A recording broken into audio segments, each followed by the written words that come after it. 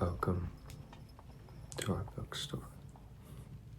I am surprised, I must say, that you managed to find this place, as we are quite hidden in a part of London that very rarely sees visitors and has hardly changed in well over 200 years.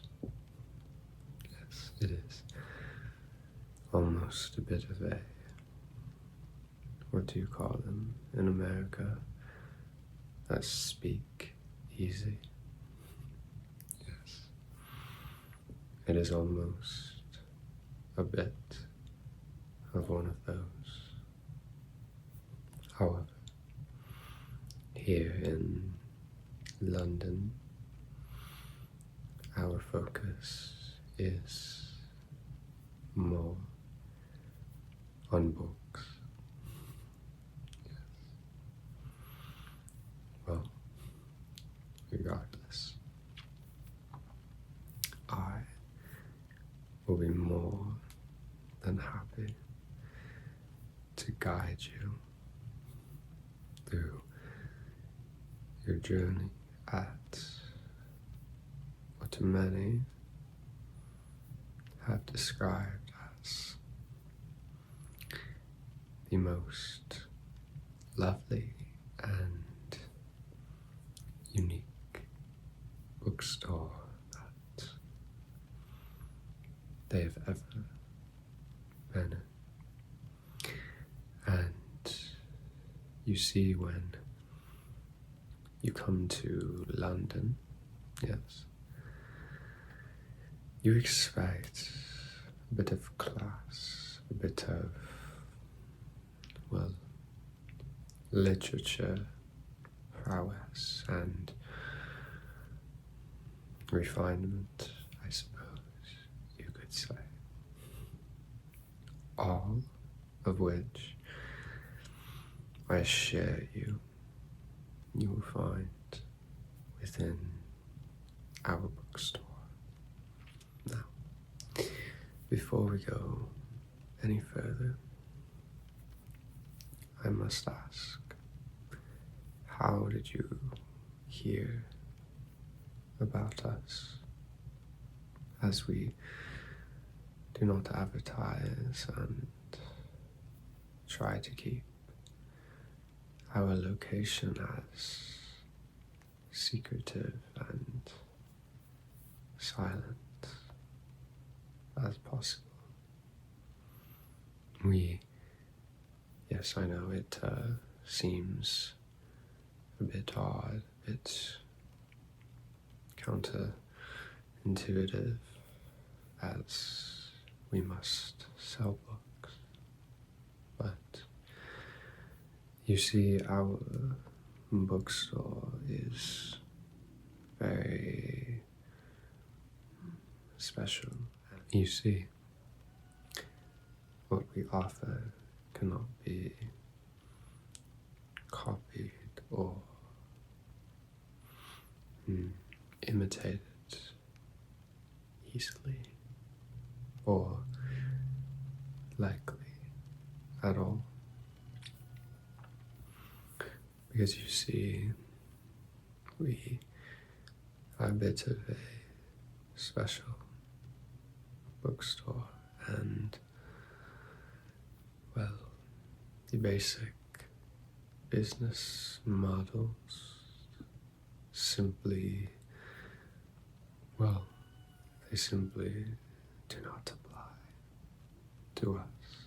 Okay, so back to the question. How did you hear about our bookstore?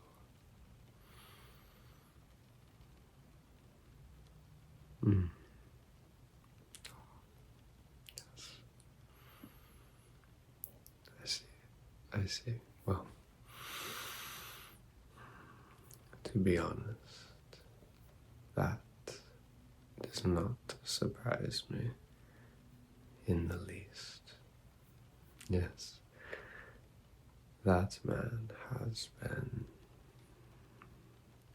let's just say, spreading the secret for many years, and we tolerate his less than optimal discretion because he has, you met him, you know, just a bit of a special threat to him, and he has helped run this bookstore for many years. So when he tells strangers, sometimes travelers, about the bookstore, he always does so for a reason. I can tell that he certainly had his reason to choose you. So, again, welcome to our bookstore. And let's begin.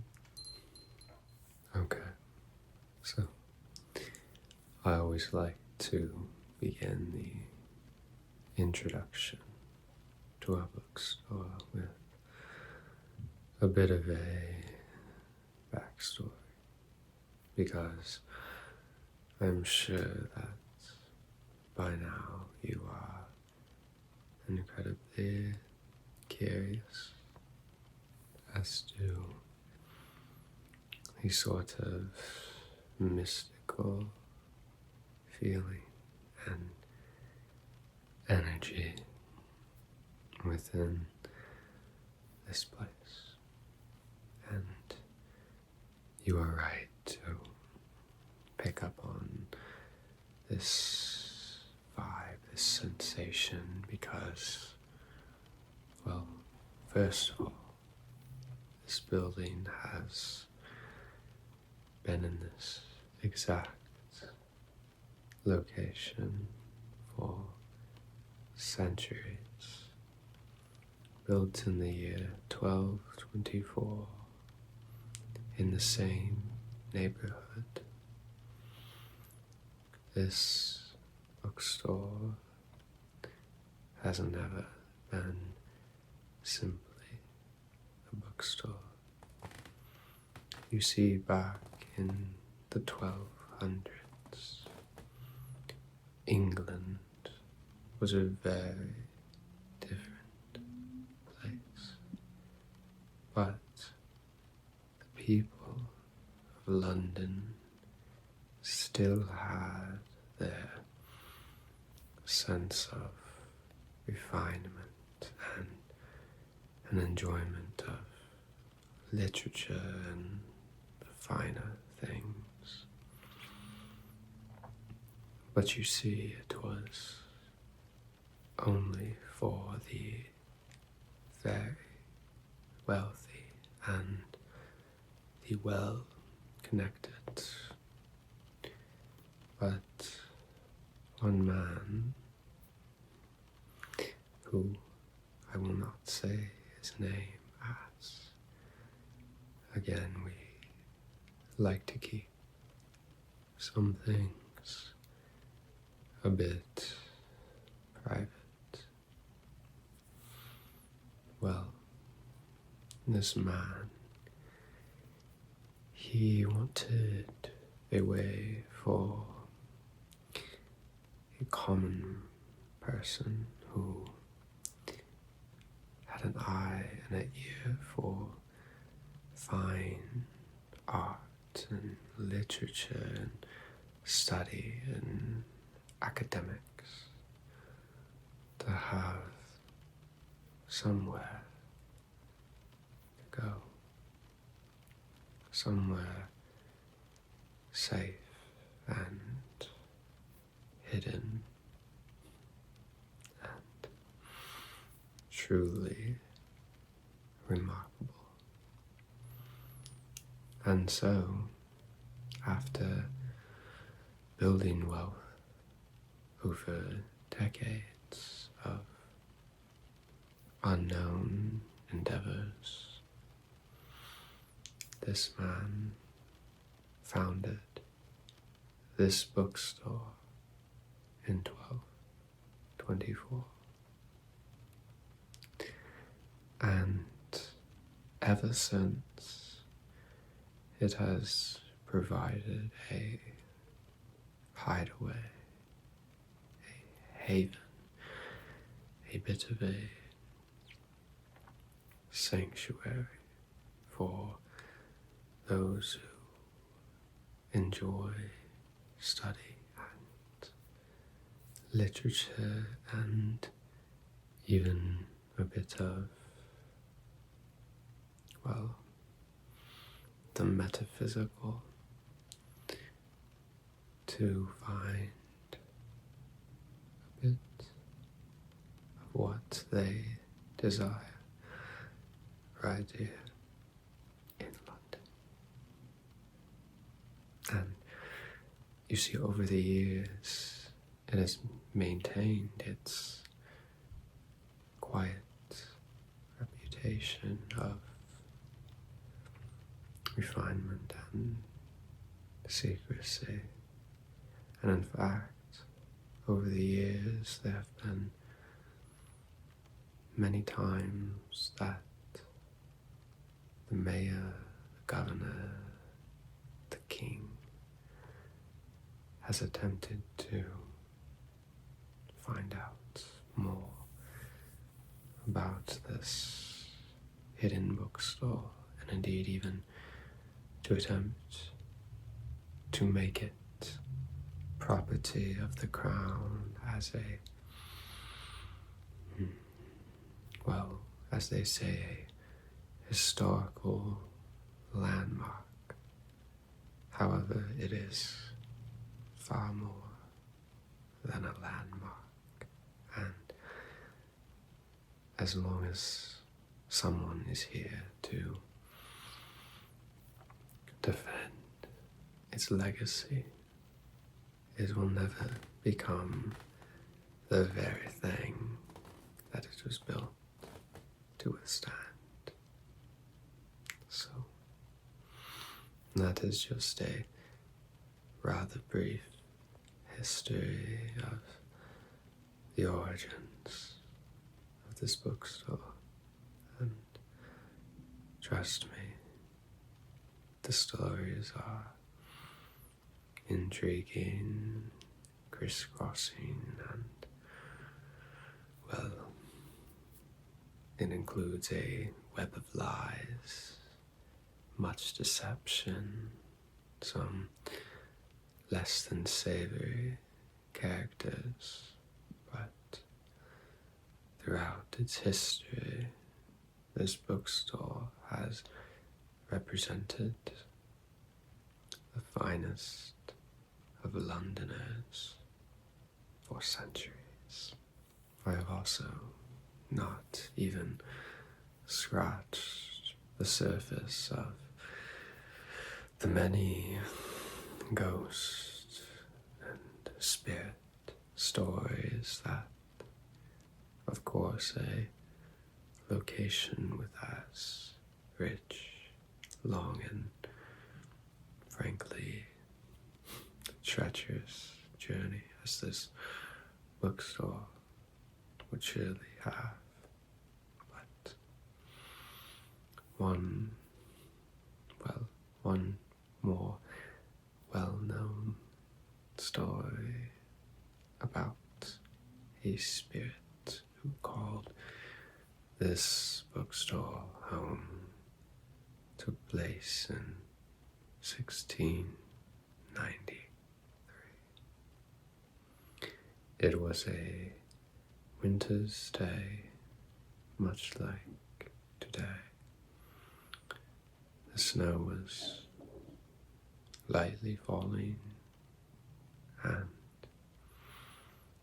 you could softly hear the sound of light footsteps in the snow just outside. Now, the owner of the bookstore was getting ready to close up shop for the night, but you see the owner of the bookstore, well, he lived within the store in a bit of a hidden room that was comfortable, but it was in fact under the rest of the store. And because he was planning on spending the rest of the night in the store anyway, he was not in any sort of a rush. And so, just as the last guest quietly left the store and it fell completely silent as he listened to the last footsteps in the snow outside. Well, once it was completely silent, he walked over to the lamp and heard something in the background.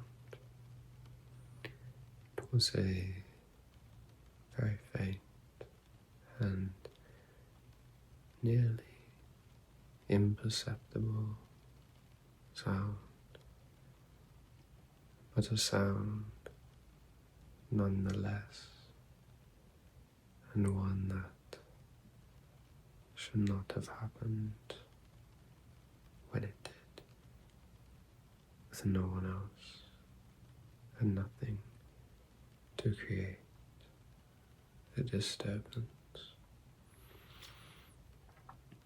You see only 10 feet away any part of the room that is cast in long, dark, and deep shadows. Lie a book slightly open that had simply fallen a short distance from the shelf above to the floor. Now, the book was lying straight down, up and down, which was already slightly unusual, but obviously not impossible on its own, but enough to raise slight suspicions when one is working alone late into a cold, dark winter night. Now, as the man stepped closer to the book, he noticed a bit of a change in the air. It felt suddenly nearly 20 degrees cooler, which of course would have been easily explained by the guest recently leaving and allowing a drag of cold air. However, this cold was not the same. It did not have the bitter coldness of the winter snow outside. I know it had something different. It was cold with a hint of malice. You see, it was not a simple breeze. It was a breeze that unsettles, a coolness that strikes something within us long before any of our modern inventions. You see, it touched on a primal feeling, and the man felt it instantly. But just as he was coming to this realization, the room warmed back to normal, and it is said that the man found himself lying down, holding the book with his right hand open to page 312. Over the years, this number became more and more and more common, and it began to build a bit of a life of its own. You see, each time they received a book shipment, there would be 311 books. Each time he would be so confused. Why was it so close, but not the exact number? And even after he passed, future owners would always receive shipments of 311 books.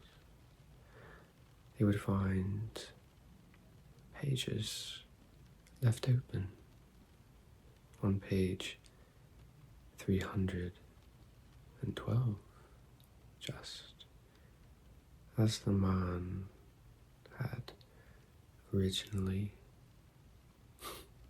had occurred.